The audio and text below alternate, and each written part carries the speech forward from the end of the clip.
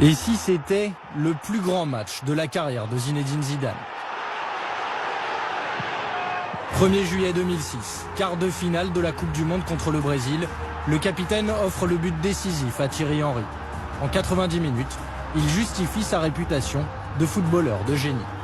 C'est la marque des artistes par rapport à des grands joueurs. Les grands joueurs, ils récitent à la perfection leur rôle. Et puis il y a les artistes qui créent. Zidane invente ces gestes qui font sa légende. Dans les grands matchs, il est là. Dans les grands matchs, il s'échappe pas. Dans les grands matchs, il répond présent. Plus la retraite approche, plus Zidane semble fort. Comme si le capitaine retrouvait une seconde jeunesse. Et pourtant, les mois précédents, l'équipe de France et son capitaine n'emballent pas les spécialistes. Zidane sort de 2 saisons moyennes. Face aux interrogations sur son âge de 34 ans notamment, il semble imperturbable. Quand vous avez l'état d'esprit, quand vous avez l'envie, quelquefois, c'est pas forcément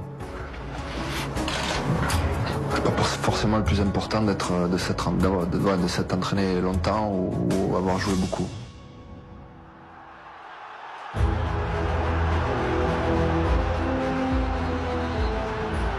À quelques jours de l'ouverture de la Coupe du Monde, les doutes persistent.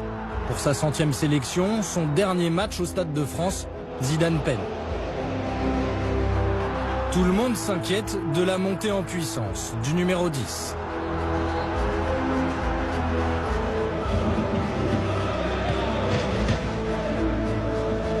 D'autant que cette Coupe du Monde sera sa dernière compétition. Il le confirme le 30 avril 2006. Désormais, Zinedine Zidane n'a qu'une obsession, marquer la Coupe du Monde de son empreinte.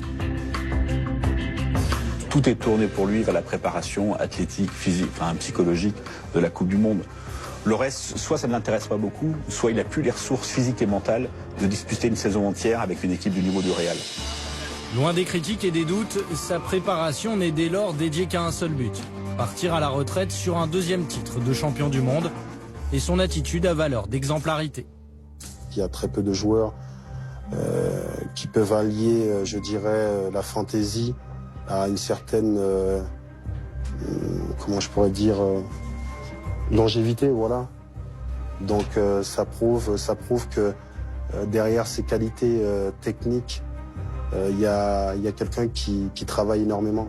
Il a beaucoup travaillé physiquement, il s'est entraîné sérieusement, il avait une hygiène de vie très stricte.